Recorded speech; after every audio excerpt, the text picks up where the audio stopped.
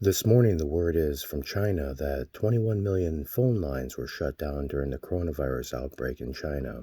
840,000 landlines were also shut down. This is a retrovirus, and we must remember that. And yet, while the reporting out of China has stated that the numbers are extremely low, and I would like to believe that in my heart, the numbers can only reflect those that you test, those that you declare to be of what is known as dead by coronavirus. The big problem here isn't a matter of the fact that it came from anywhere. It's a matter of the fact that it's a retrovirus. It gets into your DNA. It can sit there for 40 days while you're actively infecting people. Like HIV, you're not dying until your immune system goes down so far that the HIV turns into AIDS, and that AIDS kills you.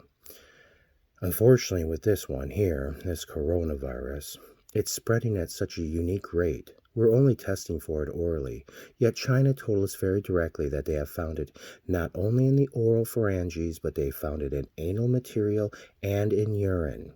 That's a problem, because we're missing whole potentials. That means every single restroom in the United States of America is a priority number one. We are not going to be able to get ahead of this. It is not going to stop. We have lost this battle. This is not a battle against something you can control. Remember that your DNA is a unique helical structure that is bound to itself, and in that binding, it has the ability to transcribe itself. And a unique viral pathogen like this can write itself into that structure and then down the road rewrite itself back out of your DNA and become potential again when you become ill. That is why you cannot beat this. It is going to go through you because spatially you are one organism. The world has become one organism. And unlike the swine flu, which yes, it was in 1918, we've been dealing with swine flu for the last 5 or 6, 7, 8, 9, 10 years now. And it has not done what it did in 1918 because of the way that we treated it. This is being transmitted. And it's being transmitted at a skyrocketing rate and value, and every single transmission is different than the other one, and all you're waiting for is for it to get into a small pocket and turn into something so deadly that it has an outcome of death greater than that of what you've ever thought before, and then all outliers are pushed forth, and then survival becomes the outlier. Does that make sense to you? An outlier is within 5%. Right now, you are mostly within 5% life.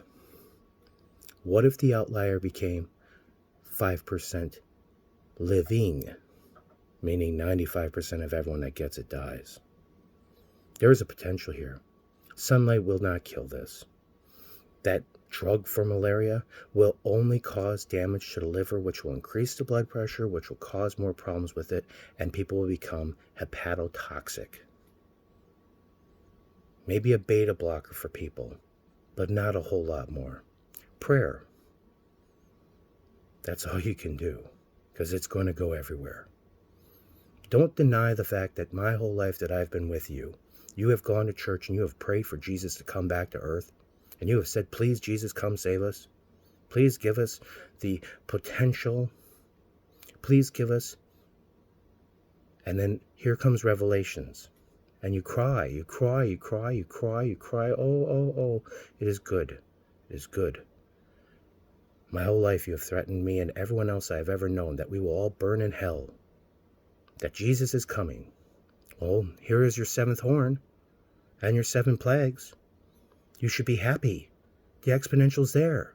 You should be saying, thank you, God. Thank you, God. God, we love you. We love you. Kill us all. We want to get to your heaven. Send us Jesus. Because that's what you've trained everyone to believe, that the only way to get to heaven is if we all die and the dead rise. God bless God.